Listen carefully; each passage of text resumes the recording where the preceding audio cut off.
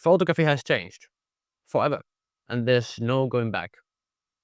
AI can now create perfect looking photographs, and perfection in a photograph used to signal a skill of a photographer. But no longer that is the case. Perfection now signals the photo is AI. So what does this mean for us photographers, and how do we navigate this? Because of course we want to make amazing looking photographs, but we also don't want that people think our photos are AI. Well, that's what we are gonna be diving into today. If you're new here, hi, I'm Hugo, like Hugo Boss. I've done photography soon for 9 years, and I help photographers become storytelling photographers who can tell stories and evoke emotions through their work. In this video, I'm diving deep into this change that has happened as a cause of AI and how to navigate this as a photographer. But before we dive in, if you'd like to learn more exclusive insights from my photography journey, make sure to join Focus Notes, my free newsletter from the link in the description below. So, a few years ago, I was still obsessed about perfection in photos. I wanted my photos to have the perfect settings, sharpness, editing, composition, lighting, everything perfect. But what I started to realize last year in 2025 especially is that this nowadays isn't actually the best way to make photographs anymore. And that is because of AI. If things look too perfect, then people just think those photos are AI. So what do we do now different as photographers? Because we indeed do want to showcase amazing photos. We want to have great photos, but we also don't want that we are seen as AI. We don't want that people think we have used AI in our photos when we haven't. So now I'm going to be going through 3 main things in this video. 1, what does this change mean to us photographers? 2, what do people actually want to see from us photographers? And spoiler, this is not perfect photos. And 3, how should you approach this as a photographer to stand out in the age of AI? So what does this change mean for us photographers? First of all, technical perfection no longer is a thing. In my opinion, it never really was a thing, but now it's completely not a thing.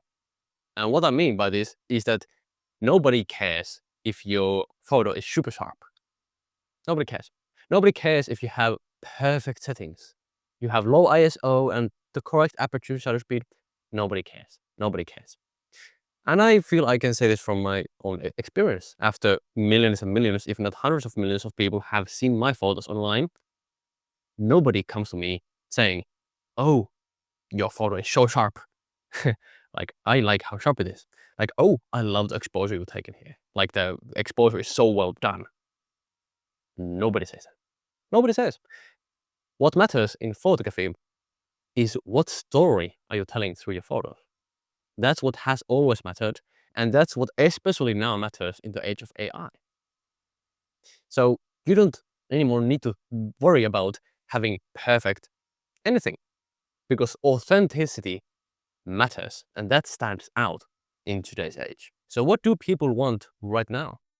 People, including clients, want real things, real moments, real emotion through photos, real things that have actually happened and not perfect.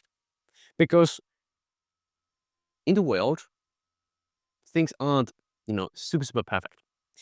And if you try to make things look absolutely perfect, then it looks AI and it looks fake. And people are now tired of AI. So they don't want to see completely perfect things, that photos that have no mistakes whatsoever. And think about this from client's perspective. If you take photos for a client and your photos to them are absolutely perfect, you might think that they are super happy. But are they gonna be happy if your photos are perfect? I would argue in today's age, no. Because if you made them too perfect, now they look like AI. And if they look like AI, they could have just gone with AI in the first place and hired an AI instead. So your job as a photographer is to communicate real moments and not try to make them look too perfect. People want not perfection anymore. They want just authenticity. And this comes back to storytelling. You must have visual storytelling skills. And that means you need to, well, yes, be able to have settings correct. But mainly, what visual storytelling comes down to is composition and editing. And how do you use those to tell stories and evoke emotions? And in a way that it doesn't look too fake or perfect. That's what makes photographers nowadays valuable, stand out, and that's, frankly, what makes a photographer good in the first place. It's not this technical perfection, because if you just get technicals right, then great, you are a technical shooter, you know? You just get a sharp photo, great.